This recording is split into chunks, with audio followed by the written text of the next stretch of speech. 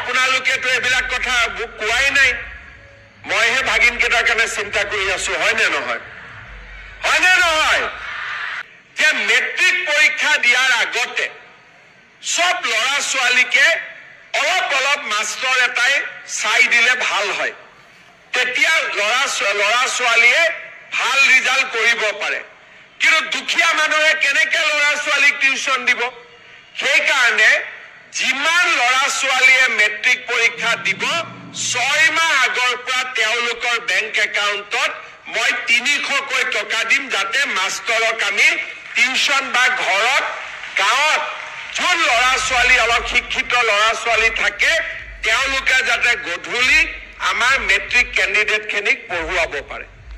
এখন গাঁৱত 10 গৰাকী মেট্ৰিক কেণ্ডিডেট আছে, গাঁৱতে এজনী পঢ়া জানা ছোৱালী আছে। মেট্ৰিক কেণ্ডিডেটটোৰ বেংক একাউণ্টত মই 300 টকা দিম, 10 গৰাকী ছোৱালী লৰাই লগ লাগি 3 × 10 3000 হ'ল। গাঁৱৰ পঢ়া ছোৱালীজনীক পইচাটো দিলে সদায় গধূলি 2 ঘণ্টা সময় ছোৱালীজনীয়ে ল'ৰা ছোৱালীকেইটাক চাই দিলে। মেট্ৰিক পৰীক্ষাটো তেতিয়া আগতকৈ ভাল হ'ব নে নাই? এতিয়া আপোনালোকেতো এইবিলাক কথা মোক কোৱাই নাই, মইহে ভাগিন কেইটাৰ কাৰণে চিন্তা কৰি আছো, হয়নে নহয়?